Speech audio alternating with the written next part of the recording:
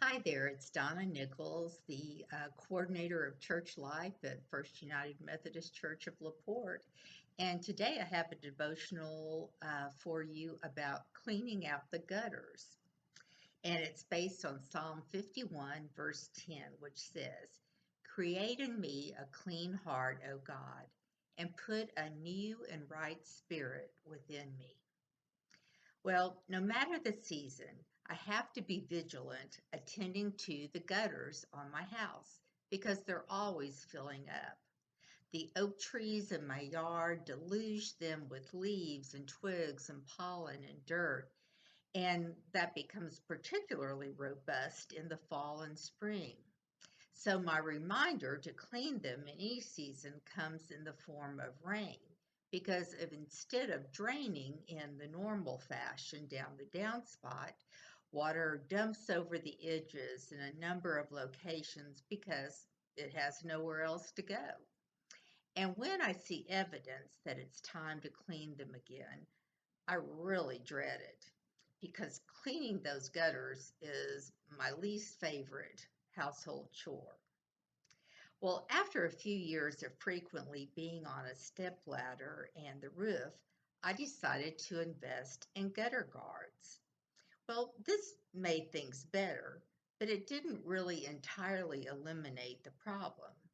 And eventually, I found myself back on the stepladder, but this time not only wiping the tops of the guards, but then I had to take them off and scoop out all that smelly, decaying material that had made its way through the holes.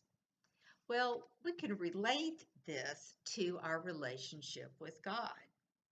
The gutters serve to keep God's love flowing in our lives, directed towards loving God and loving neighbors. The gutter guards, when secured in place, limit the debris that gets in there. And an encouraging faith community, such as our church, or regularly attending to spiritual practices, serve as our gutter guards to keep the love flowing. Now, they don't keep everything out, but they certainly can reduce the muck. The material that builds up is sin in all its forms, and it blocks the flow. So let's take a moment today to reflect upon what is blocking us from intentionally loving God. Psalm 51 is the contrite psalm where David is most likely confessing grievous acts of adultery and murder. He begs for forgiveness and prays for God to create a new heart in him. He's asking God to clean out his gutter. And even though we may not have those particular sins, we still have need before God. Our gutters need cleaning so the love can flow freely again. So ask yourself this question: what is cluttering your life and needs to be extracted? Will you pray with me, please? God of power, create in me a clean heart.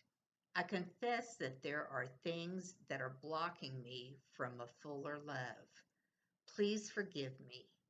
Give me the discernment to know how to best remove the buildup and to best utilize the gutter guards in my spiritual life. Amen. And if you'd like to read more devotionals like this one came from the Jesus Challenge, which is 21 Days of Loving God and Neighbor.